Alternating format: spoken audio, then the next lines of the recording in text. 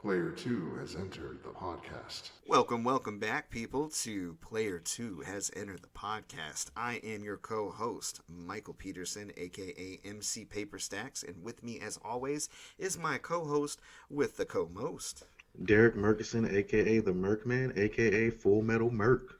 And Derrick, we have a special guest on the podcast today. I am proud to present a good fellow leftist and friend of mine by the name of Jose. Jose, say hi to the people. Hello, my name is Jose, a small voice on the internet, and unfortunately, I don't have cool nicknames like these two. Gotta work on that. So I checked out your YouTube channel, A Small Voice, and I was really interested by the concept. Do you want to explain to our listeners kind of what it's all about? Oh, of course, thank you. It's basically explaining politics through the lens of gaming. So my personal favorite video I've made so far was me explaining the primary through the lens of Mario Party because it's just as ridiculous.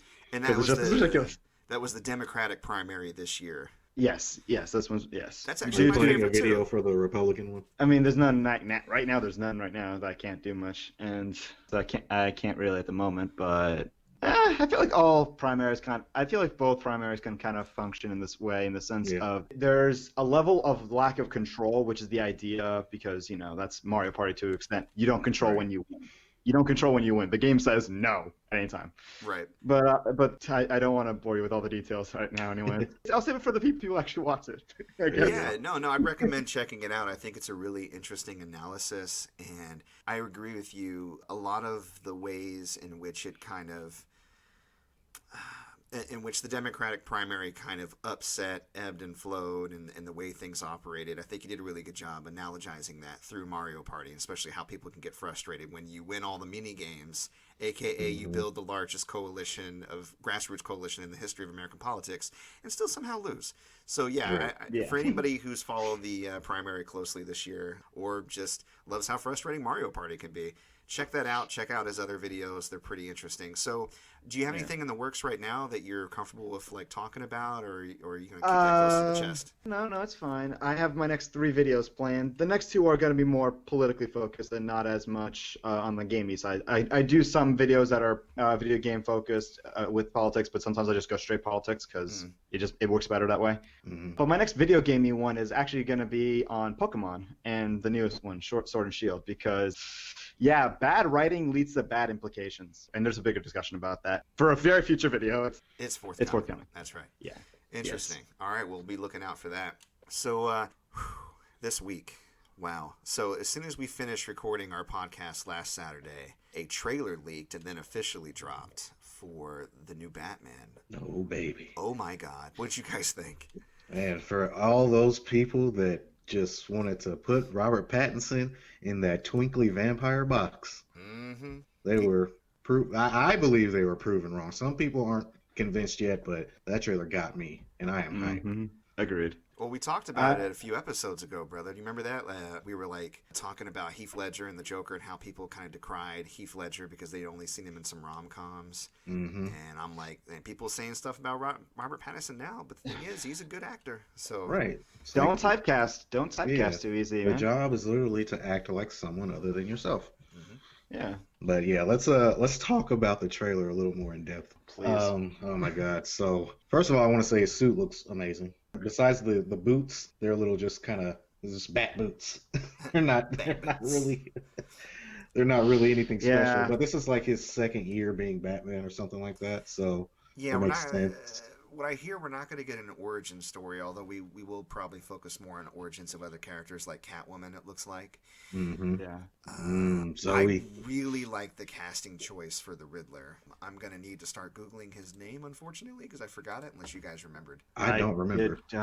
They didn't show his out. face, so I wouldn't know. Yeah. There was something about the trailer that I thought was really fascinating, and it was Batman working very much more directly, seemingly, with the police. Yes. Because he seems... I was like, interesting. A lot of Batman interpretations. He's very much, outside of that whole thing. So yeah, especially with him being in the beginning of his career, the police, Yeah. I feel like, would be more, opposed to his interactions. But Well, they kind of were. If you looked at the trailer, it kind of looked like, especially when Commissioner Gordon was True. walking into the crime scene, they were all staring past him at Batman and looking like, "What the fuck is he doing here?" You know what I yeah, mean? And I think it's Commissioner Gordon vouching for him. And there's even that scene where a bunch of them like lay hands on Batman. He's like in that crowded yeah, room. he's like, get the fuck off me. And Yeah. I think we're gonna get a corrupt cop storyline to go along with this, which is timely. People are having mixed Very. feelings about the police, and I think it'll be interesting to see them explore that theme in the movie. Paul Dano is the guy. I don't know if I'm pronouncing his last name right. Paul Dano he's really good at playing like a smarmy, slimy kind of punk. Have you guys either of you seen There Will Be Blood with Daniel Day-Lewis? No, I still haven't. No, I haven't yet. I actually no, I have a little bit. Not. Oh, this guy? Yeah, the guy that played Oh, the yeah. preacher. Yeah, he's the Riddler in He's this. the Riddler. He looks Oh, really that's actually that's right on actually. He Yeah, looks I quite haven't good. seen casting this perfect since like Robert Downey Jr. for Iron Man. Like this, I think is That going to be a is- good role for him. It nails it very well. Yeah, I so can get I'm, into I'm it. very interested to see the take, but already we're seeing like he kind of has a kind of stop the lies, the media. He's like an anti-media focus. So I'm wondering if they're gonna straw man an extreme populist left or right with his ideology, or how I they're gonna hope work with not. that. Sure. I think from watching the trailer, I see areas of gray. Obviously, with Batman, I think people are sick of just seeing rich guy come in and address the symptom rather than the source. Mhm. So I don't Fair. think I think this is going to explore that. I think it's going to explore police. I think it's going to explore the extremes that people will go to try to affect change. I'm just wondering how it's all going to play out. I'm extremely intrigued by this movie. Oh, yeah. Agreed. So either way, I'm really excited about it. Was there anything else that kind of stood out for you guys? Oh, the beatdown. Oh my god. Yeah, I saw. That I sealed saw it for me. Who are you? He's like, I'm Batman. Vengeance. I'm vengeance. I'm vengeance. I'm I was Batman. like, I was literally like watching that on my phone in the bed, and my wife just looked at me like, "What the fuck are you looking at?" Someone And I'm beating like, the "It's ass. a new Batman trailer." New Batman trailer. I saw a comment basically saying square, square, triangle, triangle, square, square. Like it's like like, I'm like that's perfect. Description Triangle, of that circle. beatdown. Yeah, he used that. In the Arkham games, where you can press triangle and circle for a takedown. Mhm. Yeah, exactly. That was the like arm that. break right there. Yeah, that was Yeah. like the vicious takedown that you use to strike fear in the hearts of the other ones, where they're all like, there was a kid in Joker makeup in the background, like amongst the crowd, who looked like he was about to cry when they went back to him. I was like, yeah, you gonna get your ass beat. Yeah, you can't just be out Or here you can graffitiing. run like a bitch. Right. Yeah, I would run. I'd be like, well, that's my Yeah, life oh, of yeah, crime yeah. at an end, I think. Thank you, Batman, Yeah. for reforming me. I'll see myself out. I've seen other people talk about how in the trailer the criminals are like, "This guy's crazy," and I just think it's funny to show it from that perspective because at first it's like, we've seen Batman a lot, and it's just like, oh, it's Batman. He's just, he's a crime fighter, but no, like when he's first starting out, you're like, this motherfucker is nuts. Yeah. Like he's coming up against us with, Yeah, he's got guns and stuff, and he's just. it's a little bit of the Wearing a Burton little verse, suit. because that's Yeah. how Michael Keaton played Batman back in the '80s. A little crazy. He's like, "You want to get nuts? Let's get nuts." And I'm into that. I'm into that kind of like on the edge, slightly psycho Batman. So I dig it. Yeah, the world of Gotham is already pretty insane, and Batman is still part of that insanity, even if he tries to detach himself for a minute. Mhm. There's a reason why his foil is literally the Joker. true story. True story. Yeah, That's actually a really I good can't point. wait. Yeah. I can't wait for it. I All can right, talk about it all day. Yeah, I was gonna say we can talk about it all day, but let's move on. So I did finally finish Ghost of Tsushima last week. I 100%ed it, so I am done. And I gotta say, start to finish, I really enjoyed that game. It is such a good game. Jose, I know that you said that you hadn't played it, but you might be slightly interested in playing it. I recommend it if you're into. Like, there's a little bit of open world bloat, but not much. And honestly, the game is so fresh and the perspective is so fresh. But the area that game shines in is its beauty and its combat. Its combat is fantastic. They give you so many tools for whooping ass. At the end of a good combat encounter, you feel like you can knock down a mountain. You know what I mean? Like, it's that much of a power trip. But I was playing on Insanity, so one mistake and I get one or two shotted. So there was still that kind of dynamic for me. which I don't recommend you have to play on Insanity if you don't want to have that frustration. But Yeah. I really did like the fact that even on the hardest difficulty mode, I was just as scary to them as they were to me. That was a good balance. Yeah, it was still hard as balls because, one mistake will kill you, but yeah. But yeah, I can get behind it. And the thing is, I always felt like it was my fault when I died because I was like, well, if I came in and threw a kunai instead of pulling out my sword, maybe I would have like there was always an option for me to do better. Yeah. So. Okay. So, I go on sticky bombs blazing. I feel like that's more my kind of. I feel that's my kind of game. I like having options instead of being limited to 1 or 2 combat styles. So that's probably something more on my cup of tea. Yeah, and Derrick, you're still playing the game right now. How are things opening up for you? Like, how are you feeling about it right now? I'm loving it, man. I'm not stuck to any one play style. Like at first, I thought I was gonna just be, sword out, come fight me. But now I'm like, I'm mixing it up. I got the blow darts, which I didn't even know that was a thing. So that was pretty dope. Those are cool. But yeah, I got the blow darts. I got the classic, the legendary longbow and the explosive arrows and the flame arrows and the black powder bombs. There's just so much. You know what I like about the bows? You got 2 bows in the game. You have a half bow, which draws and fires faster, obviously, because it's a little bit, less unwieldy than the longbow. It's good for stealth if you're close up because you can take out an enemy and they'll just kind of fall down. But the longbow, they actually took into account its power because when you shoot somebody with a longbow, they go flying off their ass. Usually off the pedestal, they alert other people. Like there is a power difference when you're shooting the 2 different bows, and I've never really felt that before with like a variant of weapons in that regard. So in the same class, in the same weapon class.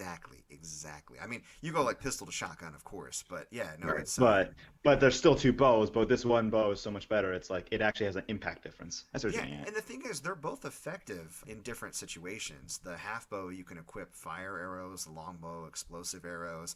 The half bow is faster, so if men are running at you, you can probably get a shot off a little quicker. The longbow you can shoot from much further away.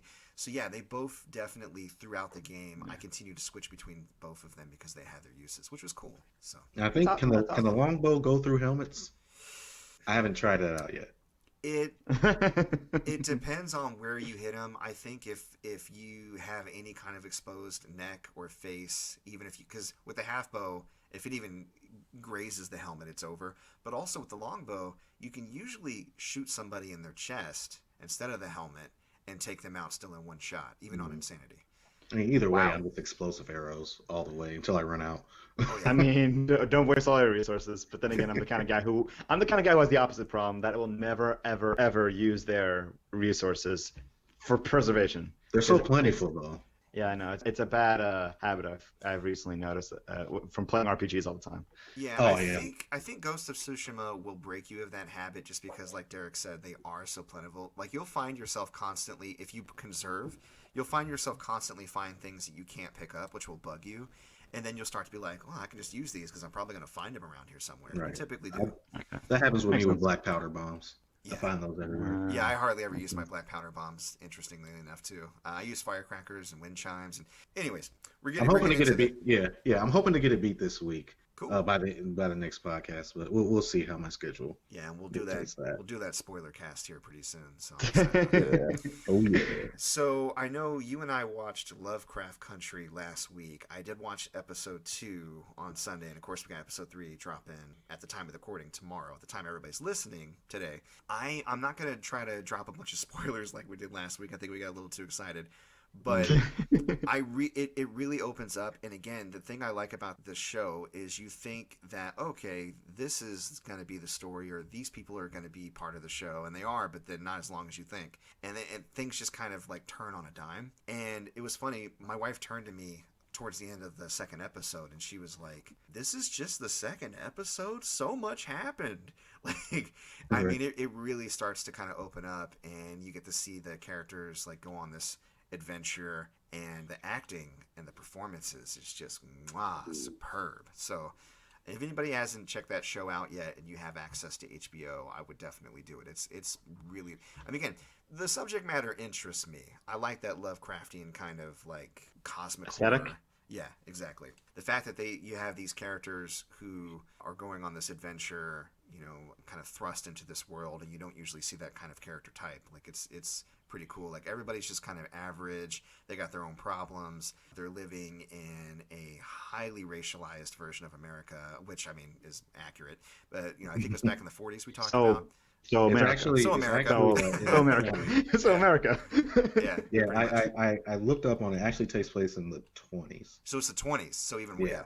Yeah, 'cause even we're worse. talking about There you go. sundown towns where they're just like Yeah. openly like, hey, by the way, you probably want to finish up your dinner soon because we're gonna probably hang you in about 45 minutes. Oh, okay, thanks Sorry, for the not heads up. Jesus sorry. Christ. Yeah. Jesus Christ. Yeah, so like they make no bones about the fact that like, yeah, I don't know if you knew, but you can't be outside when the sun is down because we will kill you. It is Nice of them to let them know, though. well, Southerners are anything if not polite. So No, don't get me wrong. They're gonna hang you, but they're gonna be polite about it. Right. yeah, they're like, would you like us to send a letter to anybody? I mean, we got Paul over here. You can write down. So, but no, the the show is really decent. I'm digging it so far. A lot of tense moments in the recent one, and it just kind of really went bananas. And I was like, this show is. I mean, it's got a budget, so I think they're wanting it to be the next big, Sunday night show since Game of Thrones is over, that type of thing. So Makes sense. Let's hope it ends better than Game of Thrones. Oh, yikes. Yeah. I think it will. I think there is definitely a very focused and singular vision for the show, and we're not, like, kind of worried about jumping ahead of the source material, because the source material is all done, so that's good. Yeah, makes sense. Nice. So, yeah, I was rapping with you, Jose, earlier, and you were talking about some stuff you learned about New York law recently that I was kind of interested in. You want to tell the folks what that's about? Taylor's Law. See, I learned about this like literally a couple days ago because my mother is a teacher, and now they're actually putting teachers back in like schools, like the actual schools, which is insanity. But that's beside the point. And the thing is, due to Taylor Law, or the more official name, the Public Employees Fair Employment Act, it authorizes government-appointed state public employment relations board to resolve contract disputes, but the problem is they can't, strike. All work stoppages are punishable with fines and jail time. Wow. What? I am not kidding.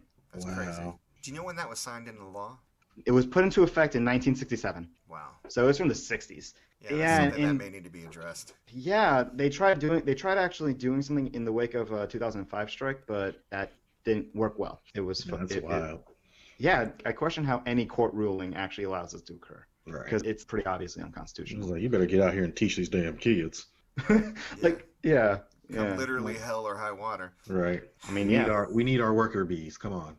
So with your mother being a teacher and facing this down, I mean, has she talked about with you about what she or her colleagues plan to do? I mean, is there anything they can do, or are they just kind of biting the bullet right now? Right now, biting the bullet, hoping for the best, and trying to. She hasn't told me any details about the union itself. She's just trying her best at the moment. As we all are. Yeah, and she also tried. It was a little skeevy, but I'm even like, no, perfectly fair in this situation. She tried to withdraw because you can withdraw, but here's the only condition where you really can. If you live with someone over the age of, I think, 65, then you can withdraw. I think it was something like that. So, but if you live with somebody who's of retirement age, it allows you to withdraw? Yeah, my father's 70. Okay. So because of that, my mom tried to basically say, I live with someone who is 70 years old. This is objectively dangerous. Didn't work. Wow. It did not work. Wow. Yeah, no. Shit's fucked. I don't know what to tell you. Yeah, that sucks, man. And I think you told me you're in college right now. Like you just went back to school. Is that correct? Yep, online classes. It's online classes completely. Well, good for you. I I'm mean, glad you're able to do it, online. Yeah. Yeah. Online classes, which is great. It sucks, but it's great in the sense of, it's better than. Have to go out in person. I get you. Yeah, exactly. Especially since it's in the city and no.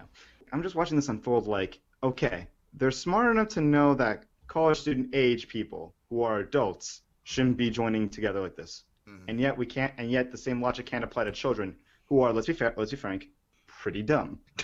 But they're smart, they learn quick, but they don't think things through. Yeah, kids are gonna kid. Yeah, kids are gonna kid. Yeah, kids are gonna kid. Imagine explaining. I mean, that's why we didn't put my kid back in school. I mean, I'm lucky enough that he's young, where it's not as complicated as say if you have a slightly older kid. Like I don't have to teach him calculus or anything. But Yeah.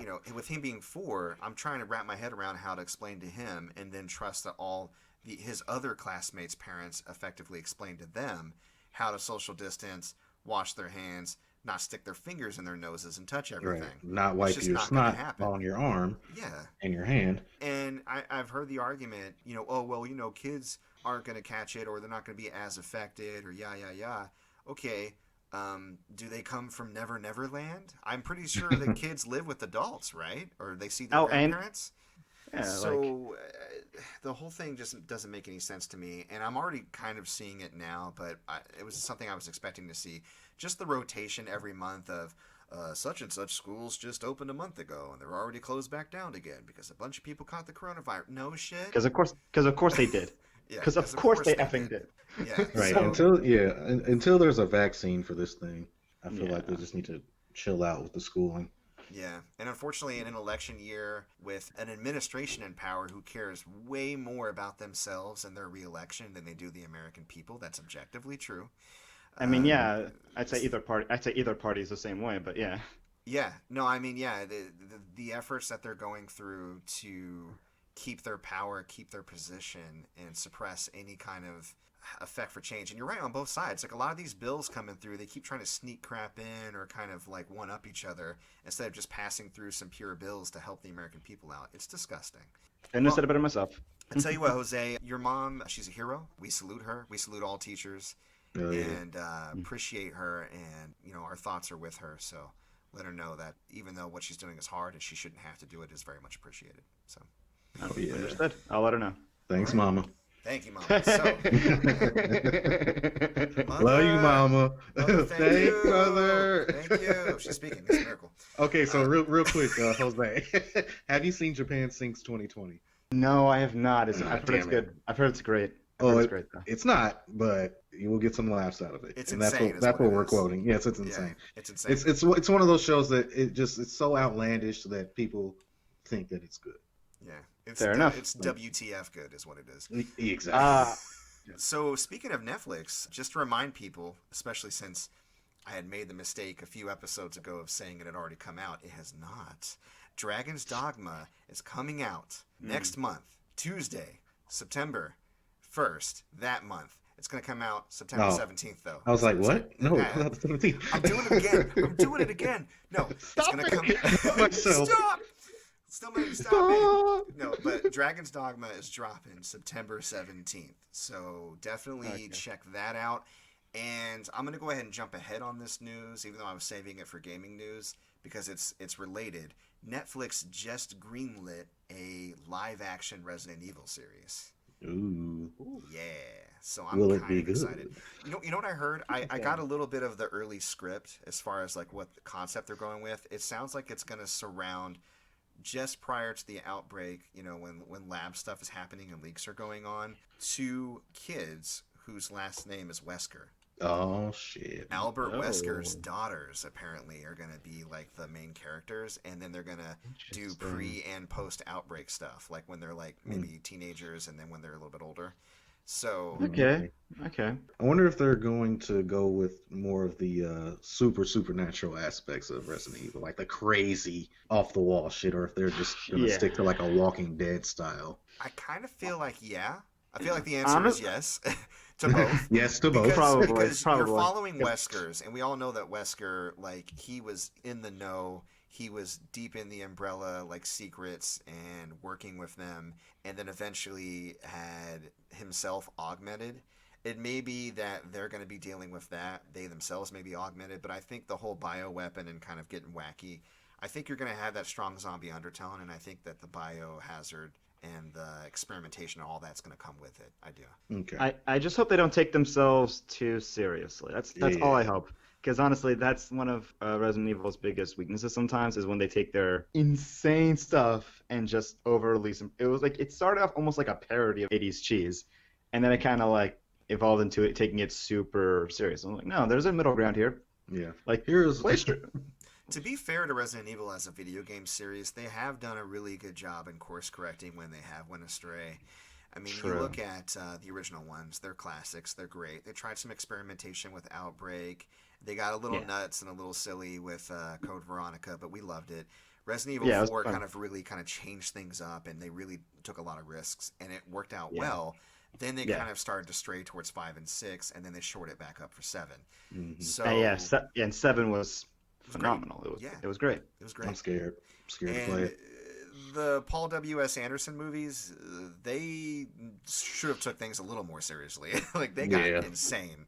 So I hope Fair. it's not that bad. Fair. But, Okay. There's a balance here. That's all I'm saying. yeah. Yeah. I mean, Netflix has been aces so far of video game adaptations. I can't think of a Netflix video game adaptation that I haven't liked so far. I'll let you know if I find one. All right. Well, I mean, they've only got what, 2 so far? Yeah, I mean, Witcher, if you can count it, but it's more off the books than the games. Yeah. And Witcher then you and got Castlevania. Castlevania. What else besides Castlevania? I think that's it. That's it? Let me see. Let me look. Oh, Netflix. All right, Jose, you're the guy in the chair. You check that out for us. Here's a lockpick. Maybe you, Jill, the The master of master of unlocking. lockpicking, will find more use for it than I. Here, take this. It's useful, especially You- against living things. You are almost a Jill sandwich. I love that. Good point. Let's see. What? I mean, a movie or a show. They did the Dynasty Warriors. I think they did Dynasty Warriors. Are you shitting me? How did I not hear 2019. about this? 2019, I think. Was it released on What's it American called? Netflix? Right. Let me check. Dynasty Warriors: Destiny of the Empire. I'm not sure. Oh my Michael's god. gonna need new pants. Excuse me. I think you might not. You can take your time to change if you need to, man. Holy crap, that's a thing? What? Let me check. All right. It's called Dynasty Warriors. What? Wait, it says China. I see an official trailer 2019, and it looks like it's Chinese. Was this actually on Netflix, though? It says I the think popular it was. gaming franchise by Koei Tecmo is releasing a Chinese film. It might have been on the Chinese. Maybe it was on Chinese Netflix. I don't know, man. I don't know what to tell you. Yeah, I was gonna say I don't think it's on American. I'll look into it further. The fact that this even exists is really fun. Oh my god, look at Lubu, he's crazy. I'm looking at a trailer. Oh, that's Guan. Oh my god. Oh, Okay, Guan I have Yu. to stop. I have to Oh, stop. yeah, that's dope. Uh, Oh, that's wow. super dope. wow, that is. Thank you for that discovery. Devil May This Cry. video is sponsored by NordVPN. We're Oh my god. we're getting a little too excited, a little too hopeful, and a little too happy. You know what that means. 2020 is going to come in and stop that. I hate to bring this up, but I think it's something that we should address. Yesterday, Black Panther actor Chadwick Boseman died of colon cancer at the age of 43. Yeah, it's fucked up. It sucks. Yeah. Yeah. What's amazing to me, looking at the details, he was diagnosed when he was age 39, and he was fighting colon cancer while he was making all of these movies. Thurgood Marshall, the Marvel movies, all these amazing, groundbreaking roles that he was in. What really speaks to me is the fact that this hasn't leaked until now. That means that the family and the friends, like his loved ones, his circle, was so strong and supportive of him that they didn't let this stuff come out. You know what I mean? We didn't hear about it from TMZ. His family released a statement, and that makes me feel good. I mean, I'm really sad that he's gone, and I'm really sad for the people that were really affected and inspired by his performances. And my heart goes out to his family. I can't even describe the feeling, but I just love the fact that he was surrounded by so much love and loyalty that he was able to keep his information, his secrets, his life, and it wasn't leaked out to somebody like that. So Yeah, because famous people aren't really allowed to do that. no, they're most not. of the time. Yeah. Not typically. Tremendous talent. Damn right. Honestly, the fact that he was able to make so many, that he was in movies while fighting cancer is it's tremendous. Yeah. yeah. And he did a live stream a few years ago where he looked incredibly frail and skinny, and everyone thought that it was for a role, myself included. And now it seems like it was actually him going through the process of fighting this cancer, which sucks. Because I was just like, I was one of those people who was like, guys, he's not sick. He's doing this for a role. You gotta stop putting that shit on us. Yeah. That's stuff you don't want to think about. Yeah, you don't want to actually Yeah, think that like he was relatively young. He looked healthy. Yeah. It's something you don't like to think about. Yeah, I get it. I mean, he was only 40. He was only 40 something. Yeah, Yeah, and at the the young age. thing is, colon cancer can be really devastating if not caught early. My mother had colon cancer. She caught it when she was in her 30s. And a lot of people don't recommend getting checked out until you're around 45, especially men if they're checking for prostate cancer. So I would encourage, obviously going to the doctor is not the most popular thing right now, but everybody I've talked to that has went to the doctor recently said that hospitals are keeping it super safe. There's limitations to people being in certain rooms. They're keeping it clean. Yeah. They're probably one of the more safer places that you can be in, despite the fact that they're handling, the virus right now. So I'm not saying everybody go out to the doctor en masse, because obviously they're still having there's a limitation, yeah. Yeah, exactly. But if you're not getting your annual checkups, if you haven't been to your family doctor in a while, maybe look into scheduling something, because I think this is a good reminder for all of us that, early detection, could be the thing that saves your life. Cancer, it will go after anybody. It doesn't matter if you're rich or poor, who you are. So, and this is just a reminder of that. So, And even an extension of that, like, you never know when it's your time. Like, Yeah. it sucks. yeah, every day I wake up and I just try to think about all the things that I'm grateful for, and I try to just lean into this life that I have and the good things in it, because you're right, nothing's permanent. That other shoe is going to drop, but when it does, I don't want to look back and feel regret. I want to look back and just remember all the good memories that I made with the people that I care about, and I want to look back and feel like I took advantage of those moments that a lot of us take for granted. I feel that. All right, rest in power, Chadwick Boseman. Rest We in power. appreciate you. So power. I was thinking about a lot of the movies that I went to my wife with recently and how happy she was. And two of the memories that stand out is when we went to go see Wonder Woman. I looked over at her face and it was just pure joy. Like that scene, the No Man's Land scene where she like comes out of her costume and like, saves that village. Mm-hmm. Like she was so hyped. I was too. I was feeling it, but I was just like thinking about how little representation of that moment is taken up by women in film. And then, oh my God, when we went to go see Black Panther, are you kidding me? When we got man. outside, That entire movie, yeah. That She- entire movie was beautiful. yeah, just 2 hours of black excellence, and it Yeah, was, that was wonderful. a to see. cultural event. Yeah, no joke. And she was ecstatic. We took a picture next to the big poster, and she was cheesing the whole time, and I just felt like so happy Mm-hmm. for her. I'll have to And then rewatch it again. Oh, yeah, I bet. Yeah. Honestly, I should too. Yeah, that movie was just amazing. Top 3 best villains too. All right. Killmonger, Oh, yeah, are you Killmonger. kidding me? Yeah, Yeah. Killmonger, Top three. Only one who better was, in my opinion, was Thanos, and that's because Thanos had his own I'm talking about Marvel Cinematic Universe. I'm talking, Right. Yeah, In he the had like 10 MCU. years of anticipation and development. Yeah. Yeah. And this guy only had one movie, and he was in this, and he's in the same.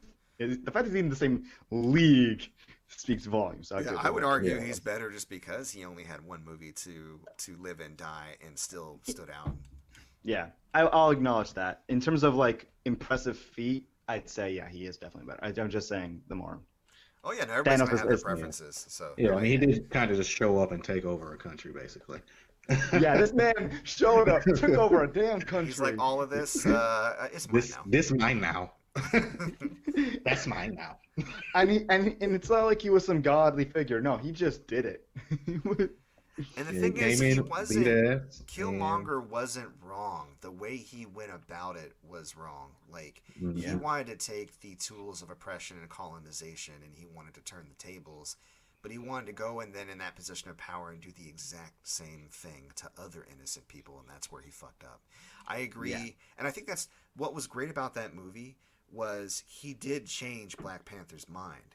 Like he made him challenge his. Like he was in the plains of Savannah. Like, oh, you were wrong, Daddy. You're wrong, Granddaddy. You're wrong. We need to help the world. We Oh, can't yeah. isolate away. Like and Yeah. the fact that he was able to have that effect and kind of he was able to see the good in his message and then execute it in a better way. That was really interesting. So that's what really Yeah. compelled me. I mean, a good villain not only challenges the hero but challenges their position, their morals, and maybe even changes them a bit. And I think that's what Killmonger did. So.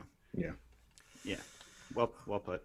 All right, so what we've been playing this week. So I know you've been playing Ghost, Derrick. Yes, sir. What about you, Jose? What you been getting into this week? I've been playing a bit of Dark Souls, mostly out of sheer determination and yourself. spite.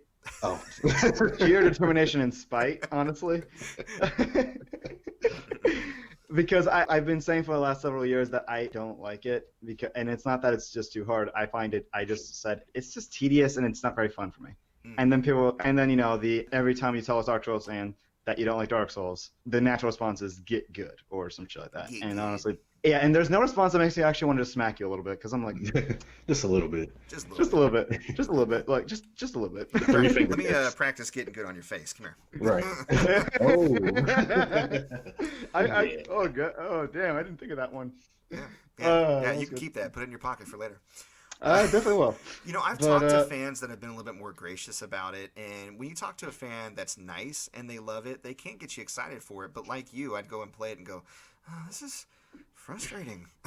Yeah, like certain elements of it, like how do I explain this? Like normally when you're before a boss fight, you usually have like a save point or checkpoint right before the boss fight, so that way you can go in. And for a game like Dark Souls, where bosses are hard as balls, no denying, Yeah. the fact that I have to walk 2 to 3 minutes just to get back to the boss every time I die, which is probably a lot. Let's be real here.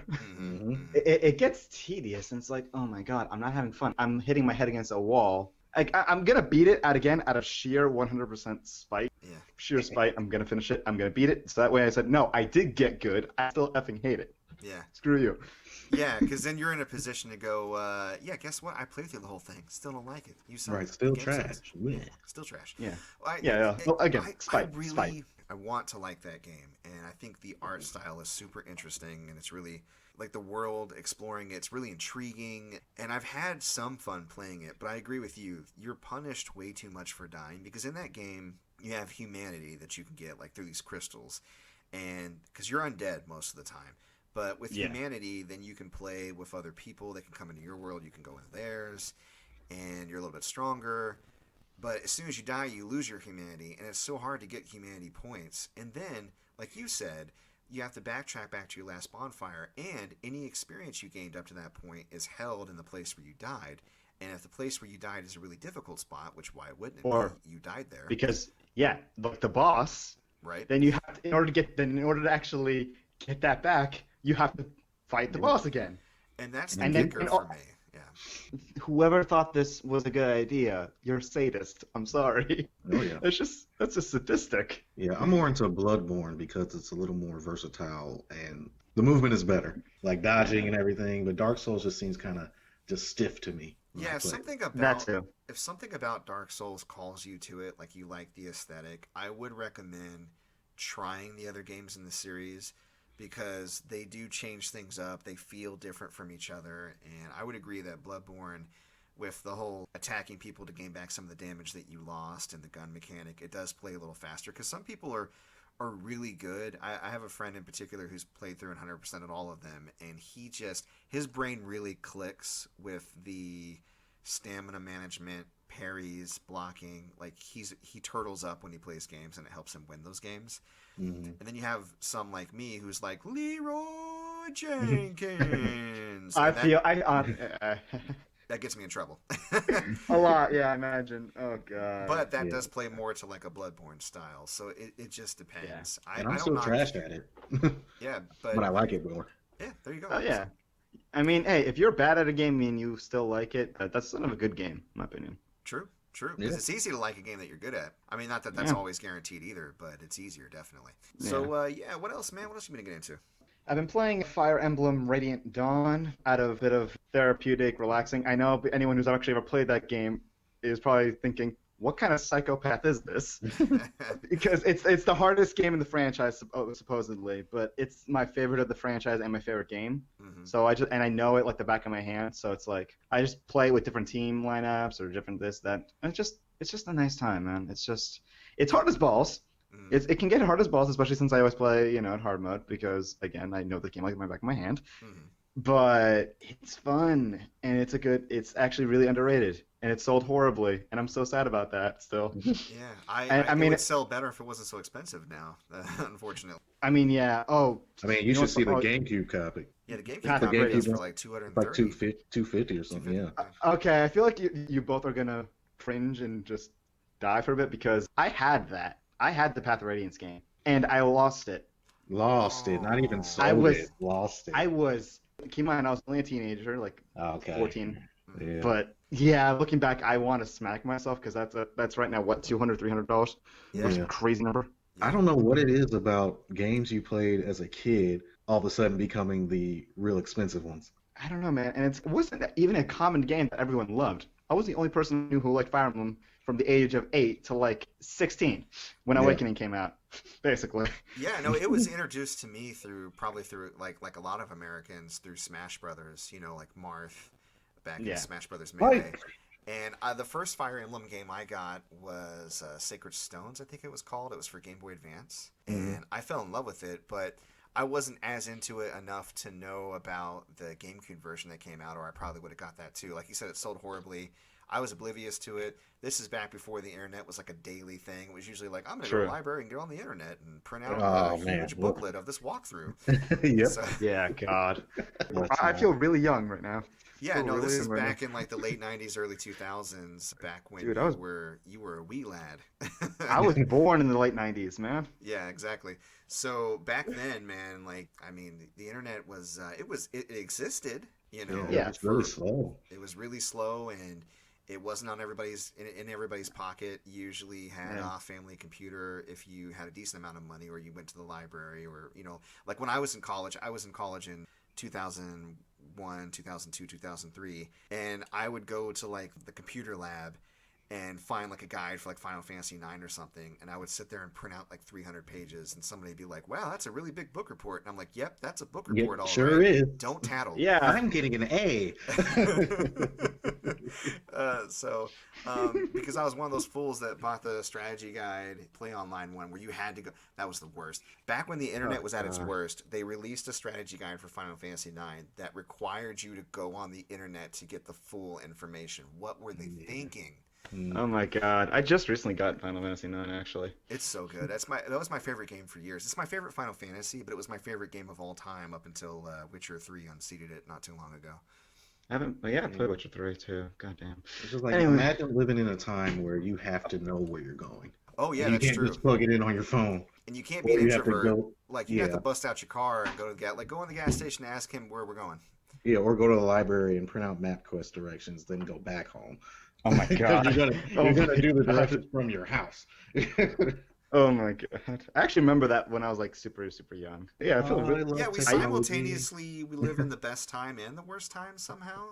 Yeah. Yeah, that sounds about right. Yeah. I think we just live in the stupidest time. Definitely the dumbest timeline. I would agree with that. Yeah, yeah, definitely the timeline. Definitely the dumbest timeline.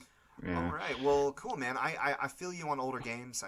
There's definitely games I go back to every once in a while to kind of feel that nostalgia, feel that relaxation. Derrick, what do you play? What old game do you dust off every once in a while to kind of just slip back into that nostalgia mode? Oh my God, I've got so many, but they'd be mainly for PS2. Freak Style, which is a trick-based motocross game. Right, it's a trick-based motocross game. Sure, it is. Oh, that sounds like fun. Yeah, it's freaking amazing. Let's see, Kingdom Hearts 2. I'll always go back to that, and Final Fantasy 10. And the great thing about Kingdom Hearts 2 and Final Fantasy 10, I can play them on my PS4, so I don't have to pull out the PS2. Yay! Nice. I've only played the first one. I only played the first, unfortunately. You only played the first one? Yeah, I've only played the first. Kingdom Hearts. If anything, play the second one and Birth by Sleep, and you should be good. Because the rest of them, Yeah. I tried playing it in chronological order when it came out, but so the next one was I think the GBA game. Chain of Memories. Yeah. Chain of Memories, and I played it for 5 minutes before I realized, wow, this really sucks. Yeah. It's like, let's change the entire combat system. Yay! Yeah, let's turn out hack and slash with magic and Final Fantasy. Like, no, what the hell? It's a card. God dang it. Card fight. There's a bit of a learning curve. If you get past it, it is a pretty decent game. But then again, I played it when it first came out, and I was hungry for Kingdom Hearts content. Yeah. And unfortunately, it does connect Game 1 and Game 2, so that it's referenced a lot in Game 2. Yeah. But it's not like you can't get Game 2 or understand the story without it. But yeah, I don't know. The way that they handle that series is bonkers to me. That's the only way I can describe it. I mean, you want to talk about the names for 10 seconds? It'll take a lot longer than 10 seconds, Jose. Good point. Yeah, good point. Very good 358 days over 2. Dude, like, Dream what the heck? Drop Distance HD mobile key, but spelled with a weird looking X. Yeah. My Heart Darkness. 2.8 final chapter prologue. Can we even like discuss that final chapter prologue? Right. What does that even mean? Isn't it ironic? Don't you think? Right. Oh god.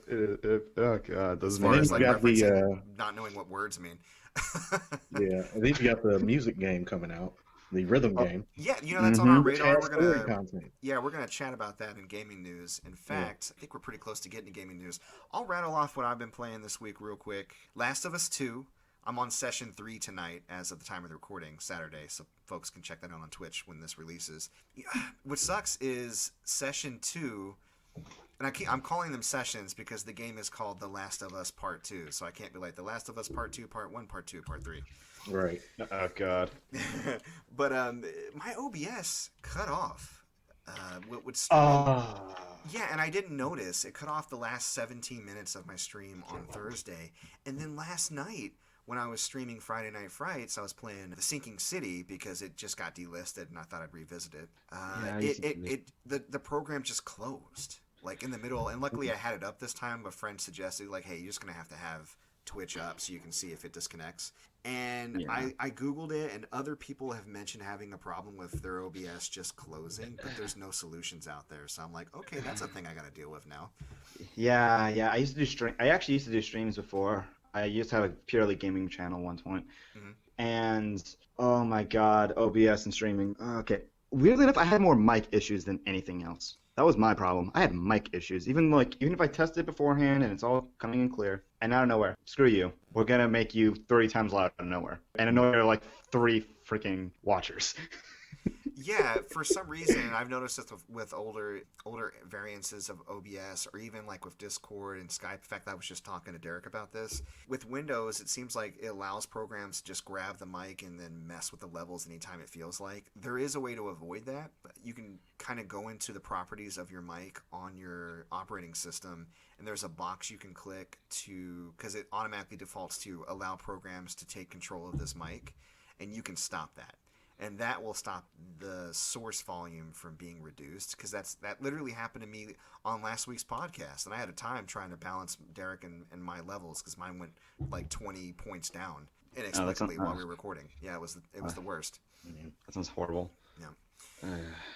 So yeah, Last of Us 2 is great. I'm having a really good time with it. I don't know what all the fuss is about. It's a pretty good game. I was really enjoying it. I've been playing a lot of Dynasty Warriors 6. It's funny because I've been playing through the Dynasty Warriors series, like one numbered installment, like moving from 2 to 3 to 4 and so on, every Monday for Monday Night Brawlers, and I got to 6, and I'm actually playing 7 this Monday. And 6 was one that I remember not liking as much, but for whatever reason, that's the one that stuck to my ribs, and I've been like, I kind of want to turn that back on again.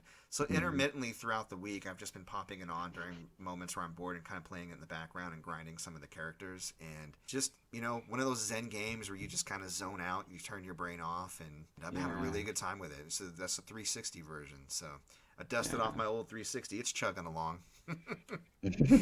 The original model? Let's hear it. What model? It's not the original one. It's because the original one, my original one red ringed. I got Of another. course. I got another white one. It got stolen while I was at work. I used to take care of people with special needs, and I would go over there was this assisted living company I work for locally, and they would manage the property for adults with special needs to live in. So I would go to that person's house for like an 8-hour shift, and I brought my Xbox to this one kid's house because he was trying to get his GED. So the way that I would encourage him to study is I would let him play with my Xbox if he studied for like an hour, right? So he needed to go out and get cigarettes, and the house was a double, so I had 2 special needs guys living next door to us, and we often crossed, because it was the same company, and there was a guy working over there watching them. So we left, and I left my Xbox there not thinking anything of it. When we got cigarettes, it came back. My backpack was gone, my glasses, my Xbox, my games. I had just 100%ed Mass Effect 2 on Insanity to date it. And it was gone. My file was gone. My created character, my history, and I was just like, no. And the guy next door was like, I didn't see anything. And I'm pretty sure he stole it, but I didn't want to cast. I don't know. It's not. The optics don't look good if you do that. Yeah, well, that's the thing. I don't know if some listeners are going to be able to relate to this, but obviously, if you're taking care of people with special needs, you're not making a whole lot of money. So both of us were young and poor. Both of us made like 7 something an hour, And I didn't want to just go, you stole this from me, because I didn't want to just attack a fellow person who's struggling. But at the same time, I was like, who else would have done it? Because the actual guys, they wouldn't have anywhere to put it, the ones that live there. I know they didn't do it. Plus, neither of them really cared that much. And I never found out, but man, getting something stole from me like that now sucks, and it's inconvenient, and I'll just go out and get another one. But getting stolen from when I was young and had hardly any money, like that was... an Xbox was more than like a week's pay. Yeah. And, Right. Yeah. and that was devastating to me. I was really upset about that. So I now have one of those black models with the larger hard drive. I can't remember exactly what they were called, but that one's still kicking around. So Nice. and I bought it used Functions? from some other guy. So Oh, that's good. yeah, I think it may even been a smoker's home, but I ended up being able to clean it and get all the smell out and everything. Oh, Nice. good. Yeah, that's the worst. Yeah, I know. I think I've said it before on this podcast, but smokers, stop Yeah. smoking on your stuff, please. Right. Thank you. Yeah. I think you actually did. I think I remember that. PSA: yeah. Stop smoking on your shit. Yeah, no, Uh, seriously. If you now- ever, and especially if you're gonna sell it, Exactly, and you know you're gonna sell it. You're gonna sell it, so don't smoke on it. Right. So one interesting game that I kind of got hooked on, and I never expected this would happen. Switch had a sale recently, and I think it's still on sale. It's on sale for the price of free, but it has in-app purchases. So I was like, oh, okay, maybe it's just going to constantly require me to like to try or encourage me to buy things. It's Food Truck Tycoon, Asian Cuisine. So there's a series. It looks straight up like a mobile game or a browser game, and it probably originated as such. And you basically operate a food truck, and then you start off with just being able to make coffee and broth, and then they add curry, and they add vegetables and broccoli and meat and rice and noodles. And people come by and they do their orders, so it's like burger time. Like you're like trying to, get everybody's orders right. And it's got touch controls, which I found is way better than regular controls because you can just touch your switch and like swipe everything this way and that. Swipe the broth over to the wok, turn on the coffee maker, swipe the coffee over across somebody's face so they can drink it. Get out of here and give me my money. And I'm addicted, kind of. Like I'm already on like level 35 and I can't stop playing it. I'm like, why is this so fun? So, it's definitely that was a mobile game right there. I definitely got my money's worth, and I didn't pay anything. And the interesting thing is, I looked into what you could buy. You could just buy more levels, and I'm like, that's kind of how you should do it. It's not like you can only play like 5 levels per hour, and if you want to play a 6th level, you got to give us money. I hate that. Yeah, but that's this one is just like you can buy more Candy Crush game. bullshit. Yeah. Yeah. And when you have a free to play where they just allow you to buy more game, I'm into that. That's cool. Yeah. So I'd recommend it. I think right now there's a pizza version that's free too on Switch eShop. If you're looking for like a dumb browser game just to play in between whatever, I mean, my 4-year-old was playing it. He loved it. My wife was playing it. She's not a gamer. She's like, this is fun. So, I mean, I can't believe I'm recommending this, but people go out there and grab yourself a copy of Food Truck Tycoon, Asian Cuisine. It's fun. And support a local food truck if you can. Oh, most definitely. So, hey, what's your favorite food truck food? Probably baked potatoes. Wrong my answer. cousin, It's shawarma. well, my cousin used to run a food truck called Oh My Spud. Okay. Yeah, and so he had some really good baked potatoes. But like my wife makes really good baked potatoes. I wasn't even a fan of baked potatoes before my wife started making them. I just fell in love. I was like, wow, you can eat the whole thing, skin and all. Yeah.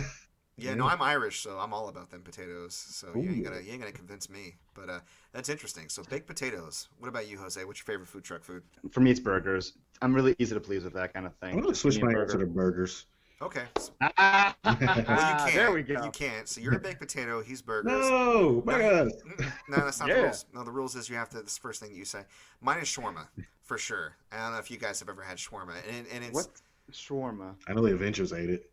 yeah. That's At about the end of Avengers, Tony Stark wakes up and he's like, "You guys ever had shawarma?" And they were all So- eating it slowly and kind of looking bored at the end. It's actually Yeah. really tasty. Now It looks here's like a a burrito. caveat. Yeah, it's kind of like a wrap, and it has, or imagine a gyro, but like with slow roasted meat inside. That isn't just like the usual lamb. I think, although I think they may have lamb or chicken versions. But it's They just, have chicken and beef. yeah, I think it's just the sauce that goes with it that's really good. But here's a caveat to that. When I had food truck shawarma, I was at Wine Fest.